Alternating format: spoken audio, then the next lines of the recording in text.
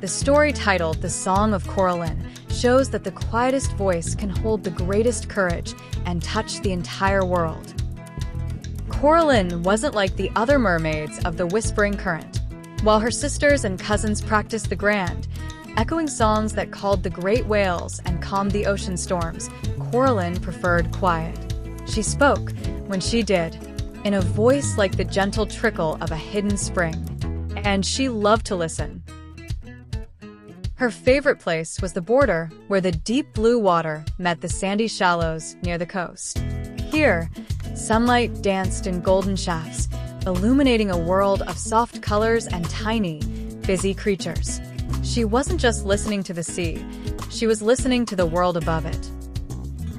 "Corallyn, why do you linger here?" asked her older sister, Nerita, her voice a strong, clear bell that could be heard 3 leagues away.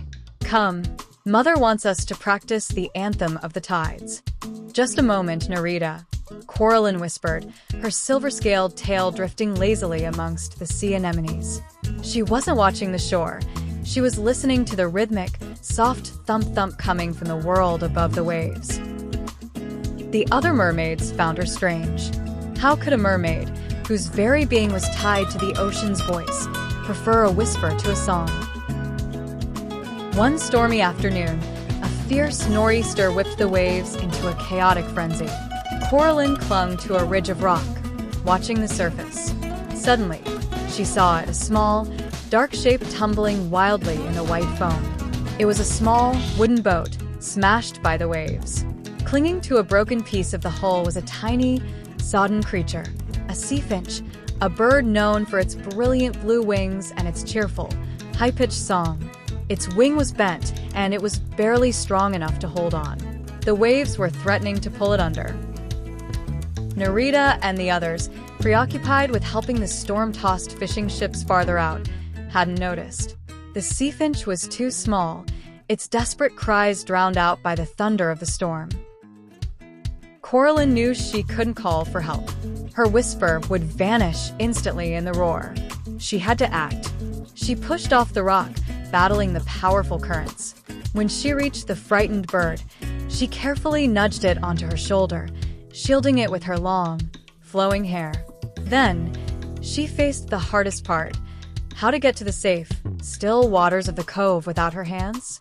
She needed them to hold the finch steady. She closed her eyes and, instead of swimming with brute strength, she listened. She listened to the way the water pulled and surged. She listened to the tiny pocket of calm between 2 large waves. She felt the currents, not as an enemy, but as a complicated, rushing friend. Then she began to move. She didn't sing a grand note. She made a sound that came from the deepest, quietest part of her heart.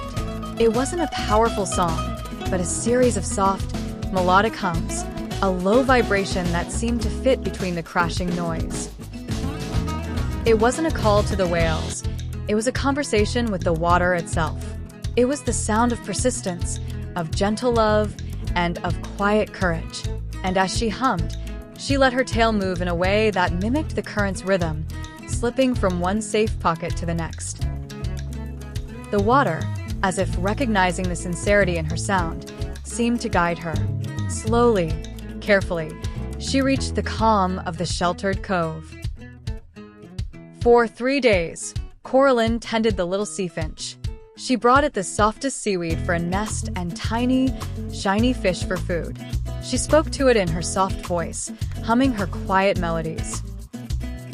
On the 3rd morning, the storm was gone. The sun made the water sparkle, and the sea finch, its wing healed, ruffled its feathers. It looked at Corallyn, then hopped onto a floating piece of wood. Instead of flying away, the sea finch tipped its little head back and opened its beak. A song poured out. It wasn't the high-pitched chirp of a normal sea finch. It was a melody that took Corallyn's soft hums and wove them together with the light, cheerful notes of the sky.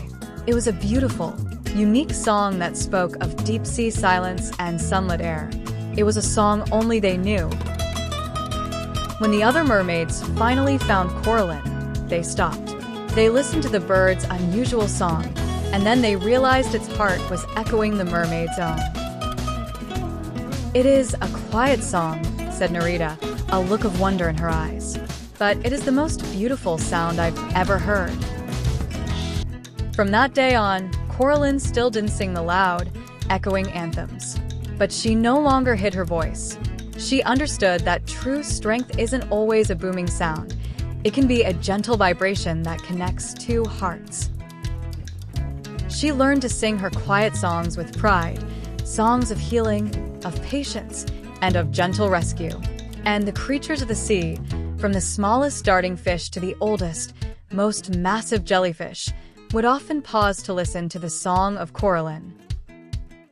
The sweet, beautiful melody that proved that even the quietest voice can hold the greatest courage and touch the entire world.